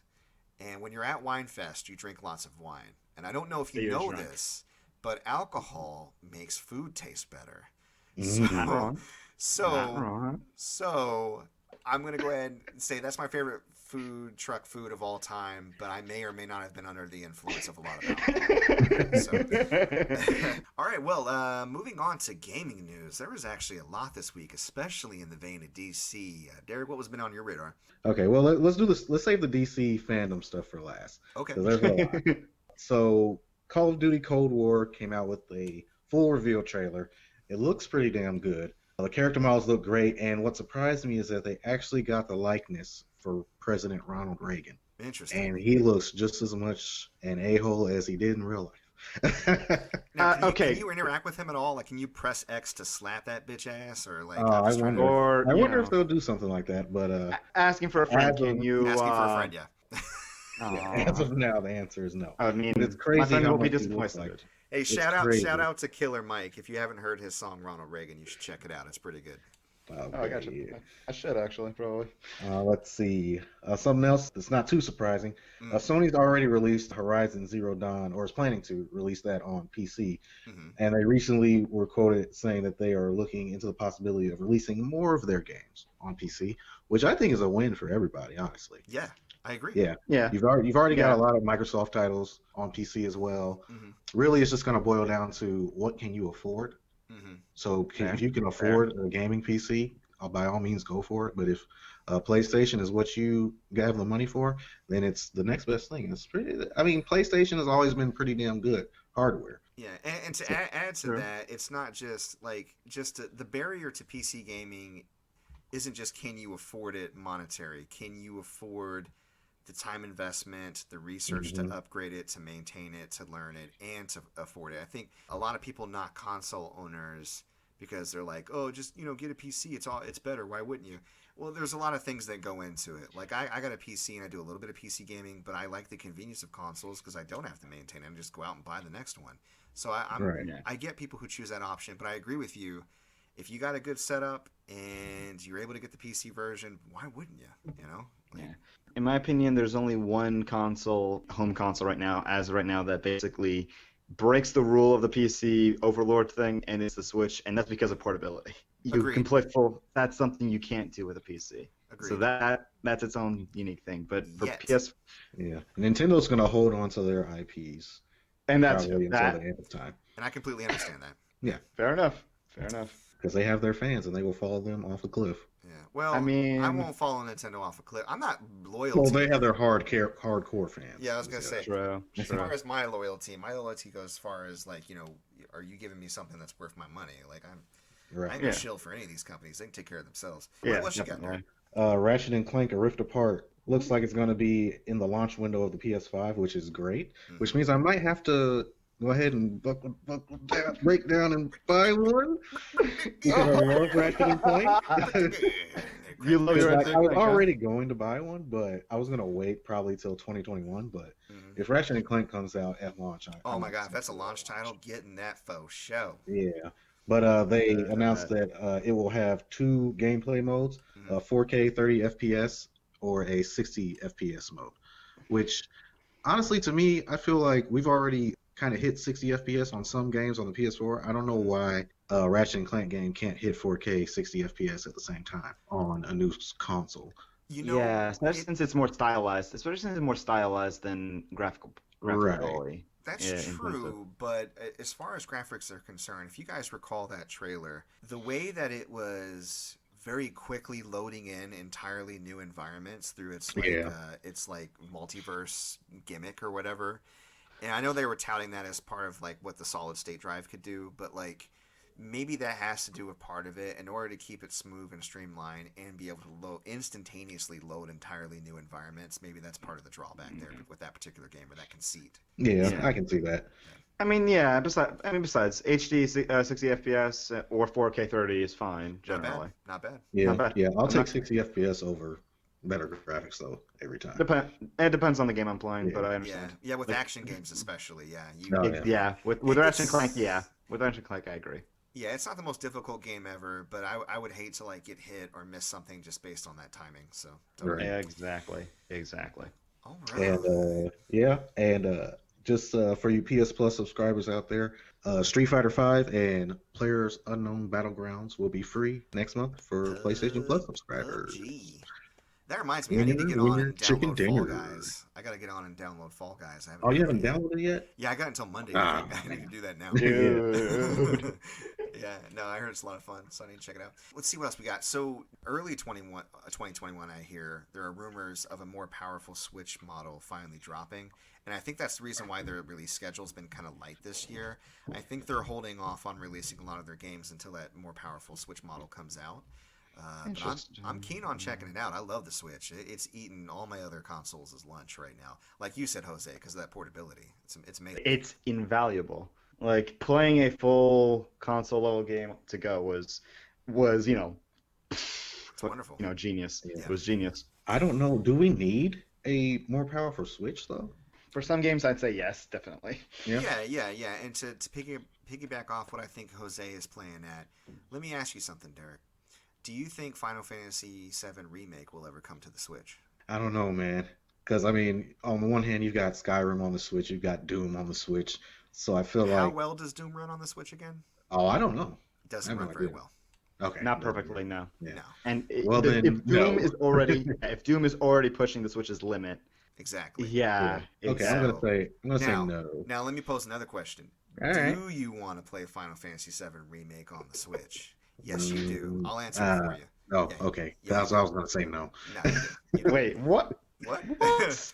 Well, okay. Let me ask you this: do you want to play Final Fantasy VII Remake Part 2 on the Switch? No. Oh, come on, man. Why No. not? Why? Here's the thing. Here's the thing. That's one of those games that I just want to see. With me, with my JRPGs, Mhm. it's almost always go to PlayStation. Mhm. Play it on the TV, hunker down for some hours, and just veg out and enjoy myself. Okay. I don't Okay. really have the attention span really to take it on the go I feel you. and Okay. try and play Final Fantasy VII Remake. I'm It's trying one to of take those- take yeah. Final Fantasy VII Remake into the tub. You don't understand. Yeah, I don't no. want to do that on my Vita. It doesn't always know- connect correctly. Yeah, that's one of those games that I'm waiting to get home to play, Yeah. Yeah. Fair enough. or waiting Yeah. to just have the time to play. I mean, as a New Yorker, I gotta say, transit system and all that BS. Like back when I commuted all the time, and before Joy-Con drift became a thing. Seriously, if they don't fix it on the Switch Pro, let's call it for now, Mhm. I'm gonna be so mad. Oh, But God, I hope they do, yeah. I used to play. I had like an 2-hour commute, so I was on public transit all the time. So I was like, okay, what did I do almost every day? Pulled out, started playing. If I could find a seat, anyways. Yeah. So honestly, that was invaluable to me. I was like, this gave me so many more hours of gaming, and I was like, thank you. Right. And it Yeah, made no, my commute. yeah. Yeah. Yeah, it's amazing. It's an amazing console. Nintendo And- really hit the jackpot with the Switch. Yeah, and Final Fantasy VII may not have been the best example, but I bet there are some games that are really taxing that maybe couldn't come to the Switch now, but could come to the Switch Pro that you would be comfortable with playing out and about. They're not the sink your teeth into it, really sit back and in your TV or living room type games. You know what I mean? Like, 'cause I can think of some really graphically impressive games that I'd be down to play with on the go. So for sure. Yeah, like Mario Odyssey, I'll play that on the go all day. I played it on the go mostly Yeah. when it came out. A little both for me, but yeah. Yeah. I mean, actually, I prefer back when I used the Joy-Cons because motion controls were actually pretty good, Mhm. which is weird saying that out loud, but but yeah. So it was always pretty good. Though now I did a fun challenge with myself from a very stupid source where I basically played the game with one hand tied behind my back, not literally tied behind my back. But I was like, but like literally, I just beat, and I was like, wow, this game. Like, I have played this game way too much, if I can do that. Mario Odyssey is a masterpiece. Masterpiece. Masterpiece. It was great. It was So- great. Speaking of Nintendo, they had a partner showcase this week, and they showed off a lot of really interesting looking indie games and upcoming titles. I know, Jose, you got a chance to catch that. What'd you think? I thought it was really interesting how many rhythm games there were. Like, what were there, 4 or 5? Just like the first 4 or 5 Two I games. can all think rhythm. of, yeah. I think there were like several. One of them I was like, when I saw the Kingdom Hearts insert stupid name here. Melody of Memory. Melody of Memory. All right. Yeah. Okay, there you go. Not the worst ever, but yeah. Not even close. Not Kingdom even Hearts mom, basically. Right. close. Yeah. Kingdom Hearts, Mom, buy me this game. Kingdom Hearts mom. Thank you, mommy, mother. mommy. Mommy. Yeah, but like, yeah. I mean, it's not final chapter prologue, so there's nothing gonna top that. Yeah, it was interesting. With the little, maybe it was what the game they were demonstrating, but it seemed kind of slow at first. Hopefully they speeded it up a little bit. Hopefully it speeds up because if we're the game that's too slow is Yeah, I think it has the potential to speed up, and there were some more intense fights kind of sprinkled in the trailer, but they kept bouncing from thing to thing. I think wanting to show off all the features. I think it's interesting that they're incorporating combat and a lot of the famous boss battles and moments from like it's almost like a musical trip back through the history of the series. And for fans, I think it's awesome. I'm moderately interested in it. I don't know if it's going to be a full price title for me, which probably means I'll wait until it's on sale. But I think it is going to drop for like $59.99 MSRP, if I recall. Yeah. So. Yeah. If I was a Kingdom Hearts fan, I'd probably be all over it. Yeah, and I'm sure I'll get it because it kind of reminds me of Final Fantasy Theatrhythm on the 3DS, and that game was so fun just playing through all the classic songs and having your characters just stroll along and fight monsters lackadaisically. Mm-hmm. It was real relaxing. So Real chill. I'll give it a chance. Yeah, I wish I liked Kingdom Hearts' music more. And I know that sounds sacrilege because a lot of people Really? Yeah, I know. Really? Out of all the things to not like about Kingdom Hearts. Well, no, it's not. It's not that I don't like it. I wish I liked it more. Here's the thing. I like the songs by Utada. I think she's amazing. Oh yeah. I love all the opening music. I like the overarching theme. Some of the world music, especially the stuff in Little Mermaid. Jesus Christ, let's not talk about that. Okay. But all the overworld music and some of the Disney. Yeah. Finny. Right. Here's a gun pointed to my head. Pull the trigger, please. Thank you. So No. an entire rhythm game going through the history of the series can't just rely on the bangers. It's probably going to incorporate a lot of those other songs too. So that's why I'm kind of we'll see how it goes. Yeah, hopefully they'll rely mostly on the bangers, which they will probably. So, and there's could be a few mediocre stuff. Yeah, we'll see. We'll see. The other rhythm game was Taiko no Tatsujin RPG. So I played Taiko no Tatsujin recently. It's a really fun drum rhythm game, and this one it looks like that they put the rhythm game or the rhythms. The rhythm sections in like battles, like RPG style battles, which is kind of an interesting conceit for a rhythm game. What do you think about that? Yeah, that was the one I was probably the most interested in because I'm not a fan of the Taiko no Tatsujin series. I'm not a rhythm guy generally, but I'm like, you know what? I kind of respect this way too much. Like the kind of ingenuity about this because I was like an RPG rhythm game. Out of sheer curiosity, I want to try this. Yeah, and they actually have really good music.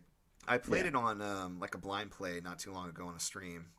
It's up on my YouTube channel, and unfortunately because of the songs, like I played one from My Neighbor Totoro, struck it completely, so I had to cut that out. But it has a lot of anime songs, and it's got songs from other video games. It had like a song from Mario Odyssey, the jump up in the air. Of course, if it's good, of course that one. Yeah, on the Switch. Right. And it's actually was a lot of fun to drum along with it. So I'm interested to see how they incorporate that into gameplay and if they can still have a lot of those licensed songs in there. So we'll see. Yeah, just don't stream it. Just don't stream it. Just stream with the extreme caution because you'll probably get copyright struck so hard. Maybe do some highlights so you can keep it on your Twitch channel. So what else did you see that you were interested in? Mostly one thing, and this was a bit of a surprise, though they're remaking Final Fantasy Crystal Chronicles. It's actually kind of a game from my childhood that I never really got too into. But looking back, I wonder, why didn't I? Because I have a few older brothers and an older sister, and then my older brother was also into gaming and also playing the game. So I'm like, wait, why didn't we play this together? Because this is if I remember correctly, it's multiplayer. I can tell you. It's a multiplayer. Why? I can tell you why. Because they required Game Boy Advances for controllers for the second, third, and fourth people. That's it. That's it. Yeah. Oh, who thought that was okay? I don't know. That was okay? I hated that. I was like, no, because I was really excited about when it first came out on GameCube.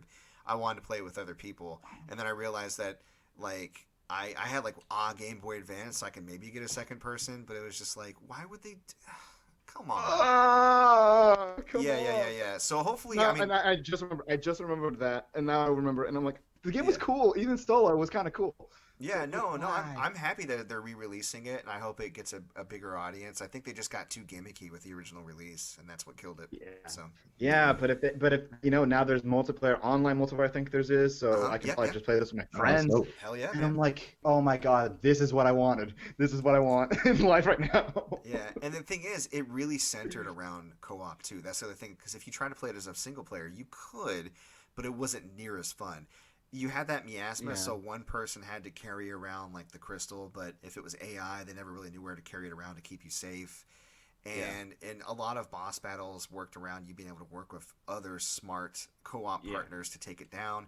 So yeah, I'll probably end up checking it out, and I definitely want to try to see if I can play it online, hopefully with some other friends. I think it would be a lot of fun. It sucks that it's on Switch, and playing online with friends is difficult to communicate with them, but we'll see how that works out. So We'll figure that. Yeah. Yeah. I'm gonna get that game, and I'm gonna try to convince my friends to get that game because they're not. In my friend groups. I'm usually the RPG fanatic. Mhm. So, damn. Yeah, so one other thing that they mentioned during the partner showcase that I thought was interesting was collection of Saga Final Fantasy Legend and all those old Final Game Chapter Boy Prologue. games. Yeah. But it was all Never those played old Game Boy games that they never got re-released, or some of them didn't get released stateside, and they're all like they're super classic, like they're 8-bit, almost less than 8-bit, like Game Boy type versions of the games, but they look like a lot of fun. It's a little fun piece of history. They were decent games in their time, and if it comes out cheap enough, I'll probably check it out. So Yeah, same. I'm always up for a quick RPG. hell yeah. So Derrick, hit us with that DC news, baby. Okay, so literally right after our podcast, Yes. DC had their DC Fandom event where they released so many trailers for movies and games. Many trailers. Yes. We already talked about the Batman trailer, which we're all excited about that movie. Mhm. The second movie trailer that I saw was the Suicide Squad movie. Now, if you haven't seen the original Suicide Squad, let's just say that it was not a good movie. That's the understatement, but yeah. Yeah, okay. right. It was the You're being- 2020 of movies. And You're being here's kind. here's You're the being crazy kind. thing. When I saw it in theater, I actually did like it. Like, I knew it wasn't an amazing movie or really good, but I enjoyed the cheese and everything. But it looks like with this new one, James Gunn, the director of Guardians of the Galaxy, is directing this movie, and he's Perfect. leaning full into the comic book cheese. Perfect. Like, there's a character called Weasel, and he's literally an anthropomorphic weasel. Perfect. Yep. And Rocket Raccoon. Now we got let's Weasel. see. Love it. Who's the guy that? Oh Jesus, Ellen Page's boyfriend on the Umbrella Academy, season 1. I don't know the actor's I name. don't- I don't know what his you're name. talking about. Yeah, but he plays a character called Polka Dot Man. Polka Dot Man. Yes, That's and he's great. literally just. I have no idea if he has any powers or anything, but he's just wearing a giant polka dotted suit. And There let's goes see. Polka Dot Man. He can Yeah. hit anything with his polka dots. Maybe he can shoot them out of his suits. Maybe. Actually, that'd be kind of cool in a dumb way, but cool. Right. Yeah. Yeah, Margot Robbie is back as Harley Quinn. Mhm. Amanda Waller. Viola Davis. Viola Viola Davis, Davis. yeah. Yeah. She's back as Amanda Waller. The guy who plays Rick Flag was back. These people's names are escaping me. I'm It's sorry. fine. feel What that. about Will Smith? Is he coming back? Nope. Idris Elba is not replacing Will Smith, but kind of replacing Will Smith as a character called Bloodsport, which is basically probably a D-list version of Deadshot. Same powers as Deadshot. Okay. Yeah, and I feel like they're doing that just in case Will Smith and them ever want to come back and Yeah. do it. But He's like, oh, you guys learn how to make movies again. Okay, I'll come back. right, exactly. You know, And I mean, probably he can't. I mean, he can't talk. He was in After Earth. what's that movie? What? After Earth. Yeah, Wild he Wild can't talk. He was in West. After Earth. After Earth. Yeah, exactly. Wild Wild yeah, West. all Gemini types of stuff. Man. I could go Exactly. on. Will Yeah, Smith's yeah, a he great can. actor, but he hasn't made a lot of 100% of Really his good decisions movies, yeah. weren't great. Oh, So, yeah. Yeah. he passed Amazing out on actor. Matrix. Yeah. He John passed out. Cena's Oh, in did it. I know that? Yeah. Did I know that? He Yeah, passed he's on on being it. Neo. Yeah. Yep, John Will Cena's Smith in as it. Neo. Who else? Wait, is it? who's John Cena playing? Let me look. You can't see me. You can't see him. Look for him. Yeah, he's basically the violent, extremely violent version of Captain America, is how he described it in the little trailer. Oh, okay. John Cena, Suicide Squad. I like Let's that. see. I'm okay with that. Wait, who's playing the Boomerang guy now? Because he seems like Oh, Jai Courtney. Jai Courtney. Jai Courtney's still being the Boomerang Yeah, guy. Okay. yeah, because I actually liked him. Yeah. Yeah. in that movie. Yeah. Yeah. They made Peacemaker. his Peacemaker. Okay. Yeah, I bet he's Peacemaker. All right. Yeah. It's quite Pete peaceful when everybody's Davidson. dead. Yeah, Pete Davidson is in the movie Uh-huh. from SNL. Yeah. Nathan Fillion is in the movie. What? Who's Nathan Fillion playing? Some character called TKO or something like that. I TKG don't even something. care who he's playing. Nathan Fillion is a god. I'm Right, gonna watch the yeah, movie and just Nathan look at his Fillion. fat package. Michael Rooker from Walking Dead and Guardians of the Galaxy is in it. Like, there's so many people in this movie. It's What was that we ridiculous. were talking about changing our pants? Excuse me. This movie Right. sounds awesome, and it's coming Right. out of a. Here's the thing, I haven't walked down on a movie since Queen of the Damned. Okay. No. But when I went to go see Suicide Squad, I was already having a bad day. That's a long story. I'm not going to get into that. I left before it ended. Like I was like, why am I here? I could be doing so many other things with my time. But the Right. fact that they're taking a sequel to a movie I walked down on and making me go, can I risk getting hurt again? I think I will. You know, I feel like it's not, I feel they like broke it's not my even heart, a sequel. and they texted me, "You up?" And I'm like, yes, I am up. Yeah, I feel like they're marketing it as a soft reboot And you know what? I'm with that. Let's do it. because I'm okay with that. called The Suicide Squad. They're like, you know what, guys, we fucked up with that last movie. Hmm. Give us another chance. We got a Okay. good director. You love Guardians of the Galaxy. He knows how to work with characters. So, Hmm. give us your money, please. Yeah, James Gunn can do an ensemble. He's proved it time and time again. So no, I'm excited. Fair This enough. sounds awesome. So Yeah. Yeah. No, I'll definitely see it. The other big news, and this is really huge news, Justice League, the Snyder Cut, got a trailer. Uh-huh. And this, if you've been following the Snyder Cut, it was always this like legendary, mythic thing I didn't that believe it existed. we don't. Right? No one believed it existed. Like, release the Snyder Cut, you asshole! And they're just like on their keyboards, release the Snyder Cut. Do it. Yeah, and then they fucking did. Yeah. And that's what's blowing my mind. And it's going to be a 4-hour cut of the movie Jesus. on Okay. HBO Max. Well, I guess I'll Flying just hell. be watching this. Wait, it's on HBO Max. Maybe I will Yeah, watch it's on it. VOH. Yeah, and they showed so many. There's so many new scenes in it. Obviously, it's 4 hours. I still don't think it's gonna be that good. Here's the thing. Yeah, I don't dislike Zack Snyder, but I don't think that he is a good. I don't think he's good at directing by himself. I think he's particularly good at certain aspects of directing, especially when it comes to like epic moments or like set piecing. yeah, I think he's really decent at very that. good at that. I think he would be an excellent cinematographer or somebody who did like the direction on action.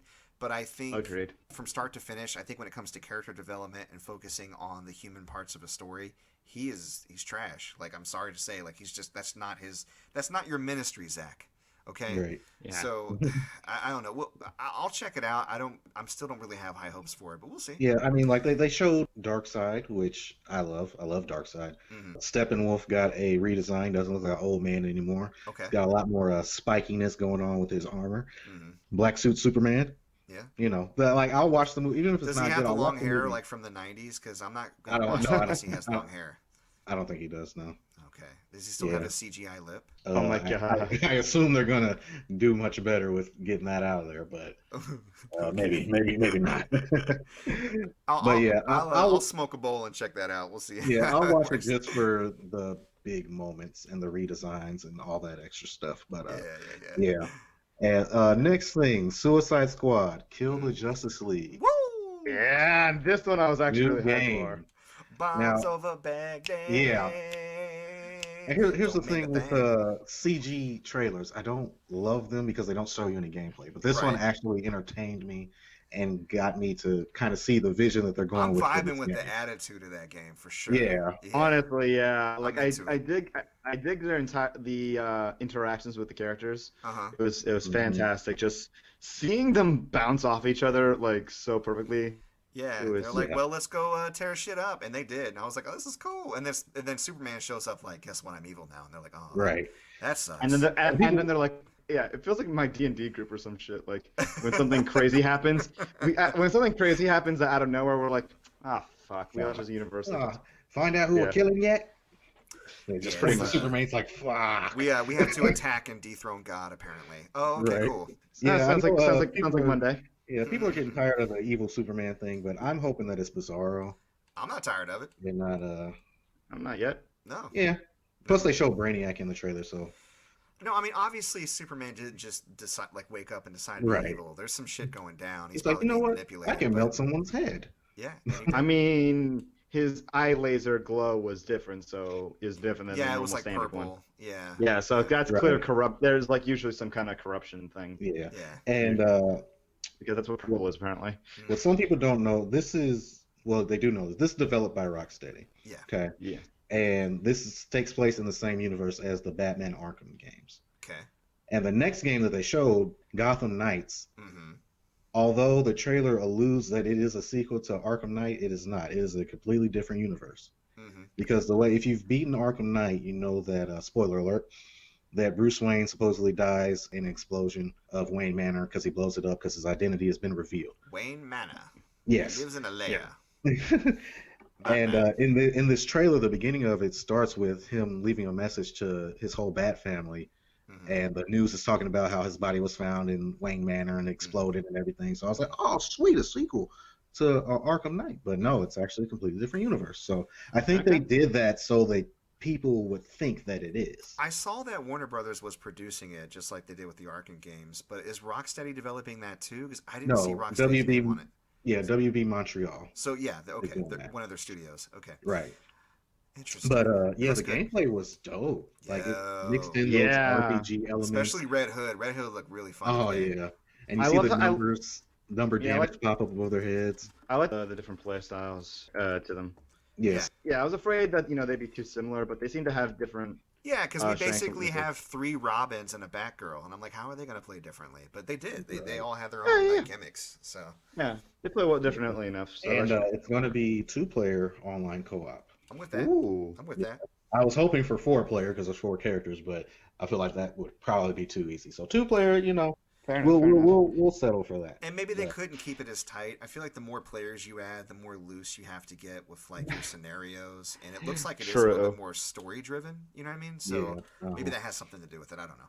Yeah, but I can't wait for it. Speaking of Rocksteady, I know you had some news regarding Rocksteady, Michael. Yeah, unfortunate news. So, and Jose were talking about this. Like, isn't it just every company now? But Yeah, pretty there's much. a lot of allegations in regards to management at Rocksteady. A lot of sexual harassment, a lot of groping, a lot of unwanted advances, a lot of leering, a lot of just poor treatment of female workers. Yeah, so basically most video game companies, definitely, especially. Yeah, there seems to be a bit of a renaissance or a challenge against a lot of the bro culture that we see at different video game development studios, and I think that's Yeah. good. I think it's good to have Agreed. that shaken up. I think it's good to have it exposed. I think that people should be aware of that and looking to get that changed. And we were just talking about, like, especially with looking at this trailer, a lot of work went into making these games, and Suicide Squad looks to be no different. And Yeah. obviously a lot of love and a lot of wit and a lot of heart, and it looks cool, and a lot of cool people probably worked on it. And most of these people are probably not the people in management that are doing all this bullshit, but they're Yeah, in that right. culture. They're either suffering under it or they're complicit with it or a little bit of both, who knows. But the point is, it's like, I already talked about how I'm done with Ubisoft because that snake has rotted from the head down for too long. I'm over it. I don't like their virtue signaling paired with the fact that they're doing all that and ignoring it for so long. It's like, not only do you suck, you're racist and sexist and terrible to your employees, but then you try to act like you're the exact opposite, like you're trying to advance those causes. Fuck you. Right. That sounds like modern American politics. Yeah, it does. It sounds like an idea for a video. Write that down. So, but no, what I'm saying is, it's like, I don't want to sit there and just not support these people because there's a lot of good people that work on these games. So where do you go with that? Do you just talk about it and make sure that it doesn't get buried? Do you constantly bring it up until change happens? Do you fully boycott, even though most of the time boycotts don't work?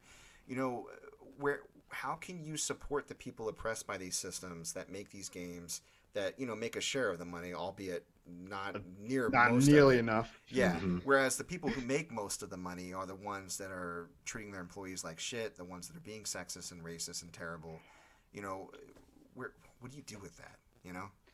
Honestly, that is a fundamental question because, as you say, there's a lot of backbone. It's not all one guy, especially with these AAA stuff, especially with AAA games. Mhm. So I still don't have an answer to that. Unfortunately, it's It's hard Honest- because it has to do with your entertainment Mm-hmm. and being lovers of video games, if a game comes out that looks awesome and you want to play, you just want to play it, and you don't necessarily want to worry yourself with everything going on in the background. Yeah. But Yeah, it's tough. It's tough. Yeah. Yeah, like I've been already having this boycott of my own personal boycott, of I forgot the name of the company, the worst company, probably the worst EA? video game EA? company. EA. There. I love how we all immediately. I love how EA? you both. Yeah, EA. Yeah, EA. I haven't bought or even played an EA game in fucking years because of I've noticed their incessant disregard for the entirety Wait a of second. video Are games. you telling me you don't get a sense of pride and accomplishment from playing their games? They're so stupid. I can't joke about them. They're so bad. I can't joke. Are you telling me that I can't? A guy that loves a Darth thing. Vader, 40 hours. Are you fucking?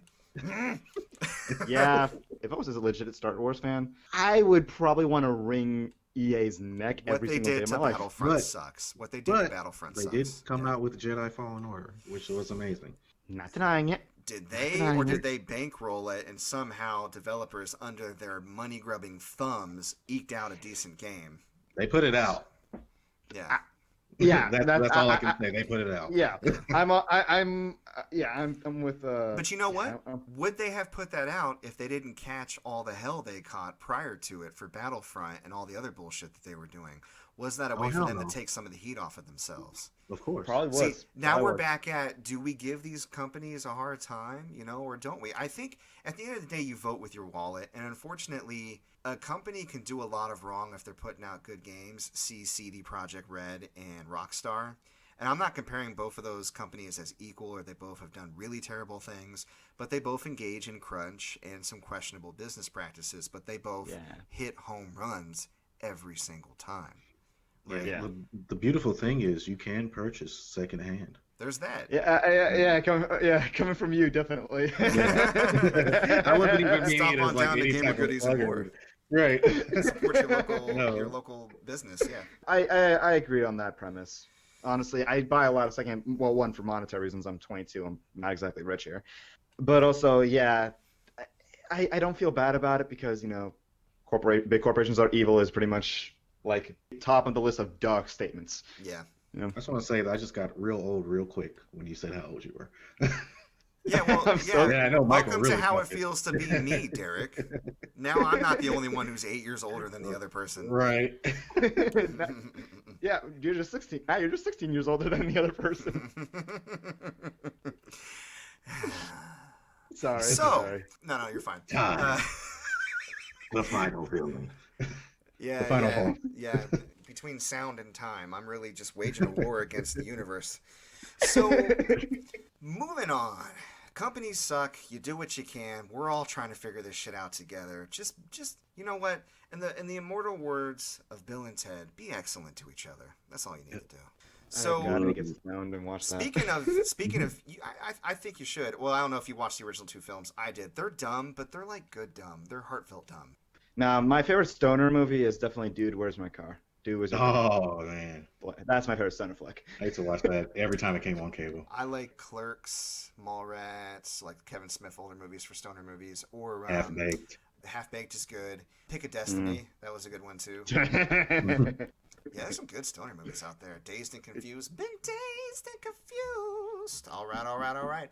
Speaking of, I had a better segue and then we lost it because we got on. But speaking of being excellent to each other, we got some game deals this week, and I can't think anything excellent than saving some money. Oh yeah. So I'll kind of let you guys know what was on my radar this week. Have either of you had a chance to pick up or check out or have any interest in the Sega Mini console? Actually, yeah, I have that. I do not have it. I'm curious. I ended up picking up, I think, for like 40 or 45, but it's even lower now. I saw it on Amazon this week for $31.93. Might be about time to pick that up if you're interested at all. A lot of good games on there. Excellent console. I haven't really looked into hacking it yet, like I have the other mini consoles, but it's coming. I'll probably put the Genesis library on there eventually. I got you. Any particular games that you can think of that's pretty good in there? Oh yeah, of course. So you actually, you know what? Give me 2 seconds. I'm gonna run over there and grab the box so I can refresh myself. Go for it. The box is over. Hold on, Okay. hold on, fellas. I'm grabbing the box, fellas. I'm on the other side of the room, fellas. I'm coming back, fellas. Rabbits! Rabbits! Okay, so couple Please of put that in the as the precursor to the podcast. I might do that. Grab it. Grab it and box Ready. it.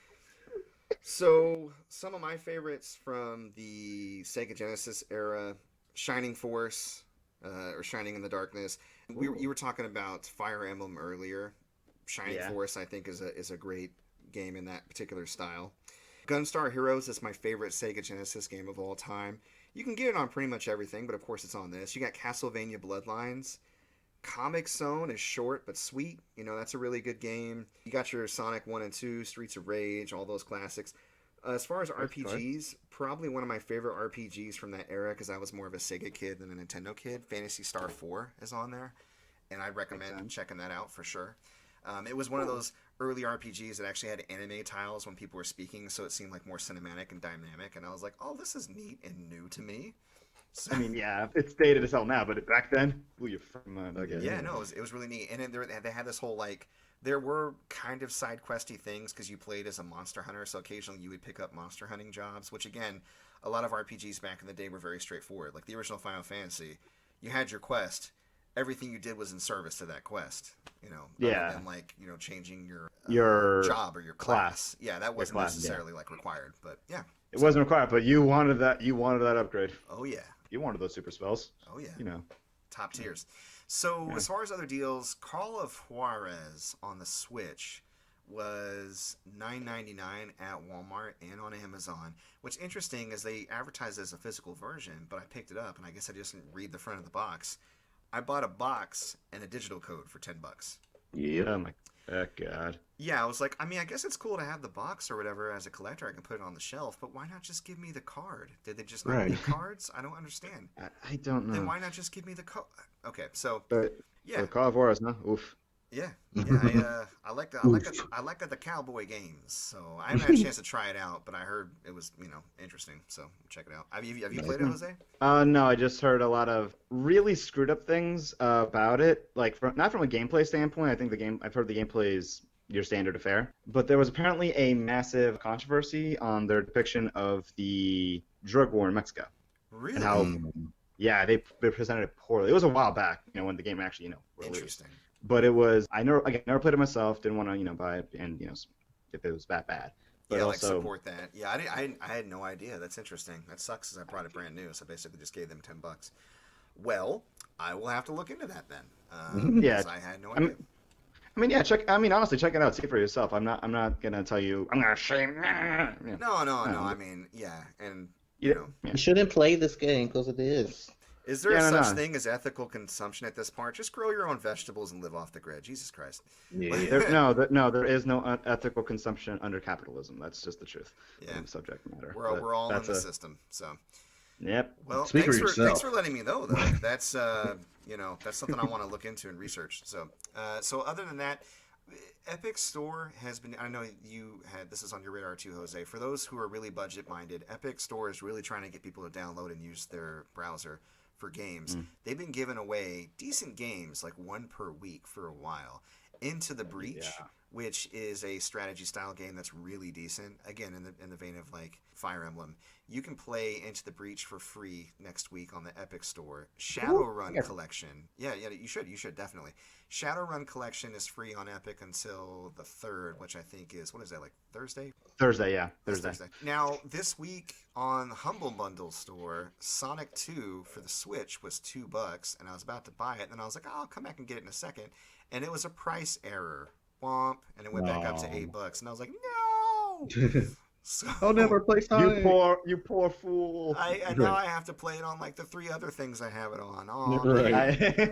Now the cool thing about the Switch version, it's Sega Ages, and if you haven't played a Sega Ages game yet, Sega has been re-releasing their old titles under Sega Ages with new things. So I'll give you an example. Phantasy Star, the original one, the Sega Ages version actually made it easier to level up and gain money, because in the original game you had to grind way too much, and they would put you in these dungeons with no maps, so it actually gives you the option to start auto-mapping dungeons as you explore them, and you can see that in the bottom right-hand corner of your screen. Yeah. And then Thank for Sonic, you. yes.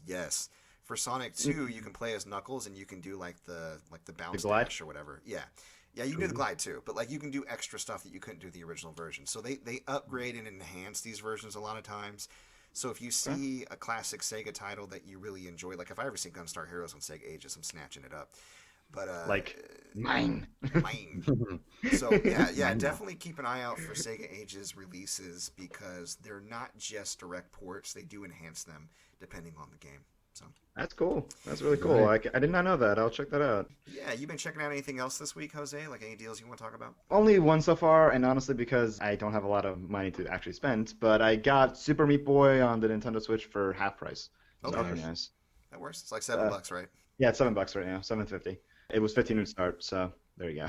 Yeah, I checked on Steam too. It's also 15 over there. So if you have a Switch and you want to play Super Meat Boy, well, here's an excuse. There you go. There you go. All right. What about you, Derrick? You got any news? Any cool pickups? Any deals this week? Yeah, so I got some cool pickups. I'm just gonna run down the list real quick. NCAA Basketball 10 on Xbox 360, the last college basketball game made for consoles. Rare. Period. Yeah, Really? so if you find that, you look it up and you'll see it's worth a little bit. Dragon Ball Z Budokai HD Collection. This is a collection of the first and third Budokai games on the PS2. Nice. And I haven't ever looked into it, but I always wondered why the second game wasn't included in it. Let's see. Dreams on PS4, I picked that up. Death Stranding, I picked that up for $15. Okay. Those last two are going to be personal copies for me. Cool. Nice. And I had a really nice Switch pickup, probably best I've had ever. All at the same place. Fire Emblem Three Houses, Dragon Quest XI-S, Echoes of Elusive Age, Final Fantasy XII, The Zodiac Age, Catherine Full Body, and Atelier Ryza, Ever Darkness, and The Secret Hideout. And if you are a JRPG fan, then you know that game is extremely hard to find. Atelier Ryza, Ever Darkness, and The Secret Hideout for the Switch. Yes. Okay. Look it up. Okay. Look it up. It's pricey. That's awesome. Oh, and thank you, by the way, for selling two of those games to me. I appreciate it. Yeah, no. Picking Mike. up Full Body and Zodiac Age, baby. Oh, yeah. And, Okay. yeah, I definitely don't mind giving my boys a deal on stuff. But the last few things I picked up were on PS1, Duke Nukem Time to Kill, the original Crash Bandicoot, and Resident Evil 3 Nemesis on PS1 Love that game. with the Dino Crisis demo disc. Ooh. Yeah. Oh, it And sounds like you might have a buyer for that. Right. No. No, I have no money. No. No money. Right. So no. I I got. don't have a PS1. I don't have a PS1 Yeah, either. So. extremely good deal on those. Extremely good, like just crazy. But all this stuff, except for Death Stranding, Dreams, Catherine Full Body, and Final Fantasy 12, are listed on my eBay store, so you can check that out. Awesome. And the only deal that I have for you guys is a deal that I'm running myself personally at the Peddler's Mall East in Indianapolis, Indiana. I'm doing buy two, get one free on all video games. So Just it doesn't all matter of them what it across is, the how board. much it is, it's all video games. PS4, 3, 2, 1, Xbox One, 360, all that. I might have to grab my mask and take a trip over there then. Support you. Yeah. I think I know where your booth is. If I lived in your state, I'd go, but yeah, no. Hey, Yeah. if you ever are in the neighborhood and you want to stop by, man, let me know. Definitely. We'll do. All right, yeah, well, that's what I got for you. cool. Well, we're approaching 2 hours, gentlemen. This might be the longest episode yet. Yikes. Definitely I is. gotta start trying to rein us in. Okay, well, I enjoyed the conversation. Thank you again, Jose, for stopping by. Really Hey, man, happy to appreciate be you. here. Yeah, really enjoyed it. All right, so I'm curious what you guys are feeling this week. So let me ask you, Derrick, this week, what you feeling? I am feeling Shameless. I'm It's on sorry to Netflix. hear that. What did you do? Yeah. No, it's a series. Shameless on Netflix right now. It's, Yeah, the Showtime show. Yeah, it's I think 9 or 10 seasons right now, and me and my wife have just been watching a few episodes every night, and it's one of those things where the content is so bad. So bad. Like there's a lot of just inappropriate shit in there. Some might say But- shameless. Yeah, it's shameless. Boo. Boo, you suck. What can you expect? I'm a 40-year-old dad. Come on, give me some credit. Oh my God, yeah, you're right. Yeah, but no, we're loving it. We're trying to get caught up, so that's what I'm feeling this week. Right on. Yeah, my wife really loves that show too. I'll walk in, somebody's either saying something really terrible to somebody underage, or somebody's having sex. That's what I always see. So, Right. Yeah, or somebody Jesus saying something Christ. racist. or sometimes all three. Or a combination. Or a Yeah. combination. The extent that the extent that they go to show like racist actions and Yeah, like all that stuff is just it's a little much sometimes. But if you can get past that, you'll find some laughs and yeah. whatnot. But yeah. Yeah, no, I'm down for exploring any theme. You know what I mean? I think expression of sensitive topics, even if it's portraying characters who are doing it wrong, can be presented in a way that doesn't support it necessarily. I haven't seen anything out of Shameless that tells me they're like teaching anybody to be terrible to each other. So they're just showing terrible people. Yeah. Right. Okay, Which, cool. they exist. They exist. And they're all They- around us. Yeah. So Watching. what are you into this week, Jose? I found the video from Mysterious Mr. Enter, and I'm mixed with him generally, but he made this one video that he's an animation reviewer, and Can you give me his name one more time? Mysterious Mr. The Mysterious Mr. Enter. The Mysterious Mr. Enter. Got it. Yes. And he made this video that he was reviewing The Lion King, the remake. Yeah, he did not like it, obviously, because, Okay. he's Yeah, the sane. live act is bad. Yeah. He's sane. But he actually brought up his own personal story involved into it, because he said from the age of, he showed himself as an 8-year-old, an 18-year-old, and him currently at 28. Mhm. And there was a message that I kind of resonated with me that I feel like everyone should actually, I think people should actually watch it, is don't look at how hopeless the situation is now, or how far your whatever goal it is from now. Sometimes you got to look back and realize, wow, I've come quite a long way. Also, a good mindset is, how would my child self or my younger self look at me right now? And honestly, I like to think my kid self would think I was pretty cool. And I make YouTube videos. I'm trying my best to help people in my own weird way. I think I'm doing well with myself, even if I'm way far from my goal. Yeah. I'm getting there. That's the idea. Yeah, so it's about appreciating, not always thinking about what you don't have, but appreciating what you have accomplished and how far you've come. Mm-hmm. Yeah, and I think sometimes we forget that, and I feel like I forget that all the time. I'm depressed as hell sometimes, but yeah, it's something I kind of try to keep in my mind right now these days. So I guess that's why I'm recommending it. Right now. Yeah, I have to check that out. So the Mysterious Mr. Enter, right? Yeah, I'm gonna check that his out. videos are pretty good for the most part. I enjoy them sometimes, but that video particularly just resonated in a way. Yeah, it reminds me of a quote. I don't know who originally said it, but I heard it from Brene Brown. Comparison is the thief of joy. And it's that moment when you think you're in a good mood and you feel like everything's going good, and then you compare yourself to somebody else, and all of a sudden you hate your life. Mm-hmm. You know what I mean? And That's well put. That's very well put from whoever said that first. yeah. So I mean, you can't compare yourself to somebody your age, younger than you, older than you, because everybody is on their own path and everybody is succeeding at different levels.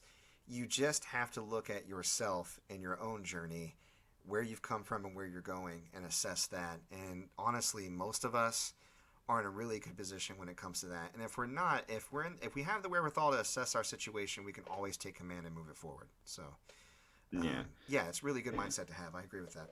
Yeah, I mean, like, past me honestly, teenage me thought he was going to be single forever, and I'm in a committed relationship for over 3 years, so... Hey! So, Congrats. so, yeah, I'm happy on that front. Yeah, I'm glad to hear it, man. I am. This week, I'm feeling something that I was mentioning to you guys earlier. It's a YouTube channel I discovered yesterday, and it's one of those ones where, you get suggested, you're like scrolling YouTube, and it's like, blah, blah, blah, blah. This one was like, top 10 JRPGs, and I was like, yeah, okay, I'll bite. Right. And Yeah. I watched I'll it. always And, like that. yeah, this. Feel that. It depends on if I'm in the mood, to be honest. I'm not as big of a JRPG fan as you guys are, but I like them, obviously.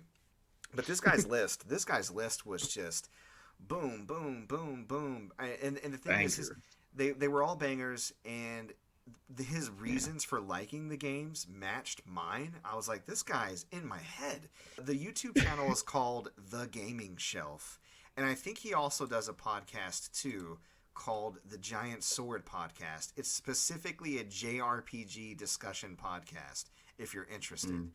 But for The Gaming Shelf, my top 10 JRPGs of all time, like that particular video, I think really describes my taste. There's only one game on his list. It was number 10, the first game that he listed, that I had never heard of or played.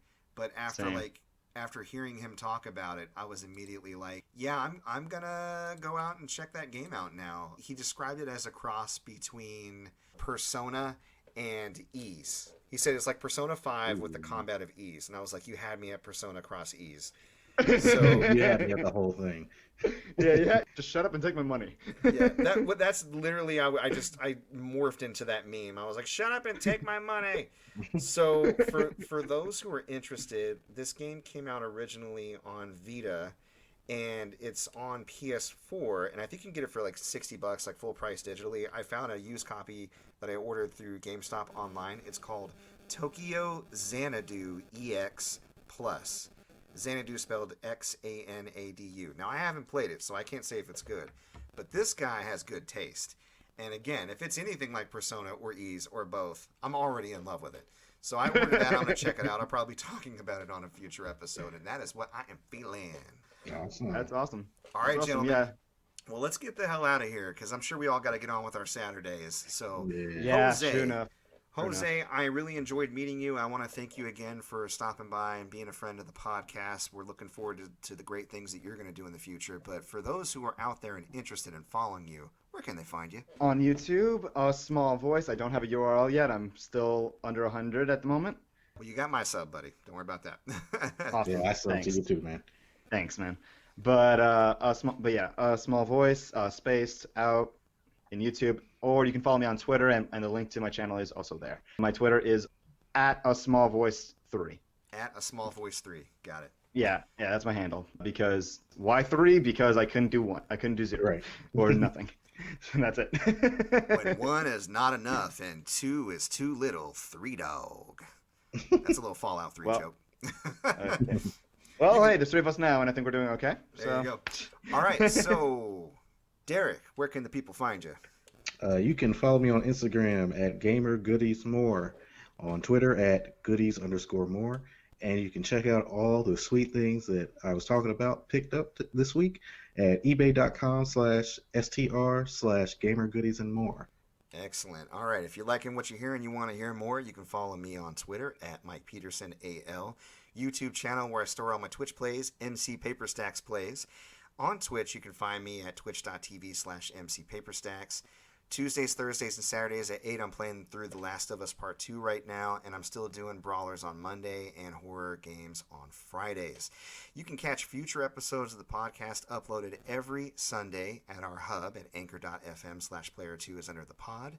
Feel free to email us, donate to the cause, check us out on the other platforms. We're on Breaker, Google Podcast, Overcast, Pocket Cast, Radio Public, Apple Podcasts, and Spotify. Our email address is mcpaperstacks@gmail.com. If you do have questions, stream suggestions, etc., and if you want, you can check out a local Facebook group I run. You don't have to be local to join it. Facebook.com/groups/indiegamers. All right. I hope everybody out there has a great rest of their weekend, and we really appreciate you. We will see you next week. Bye-bye. See ya. Peace.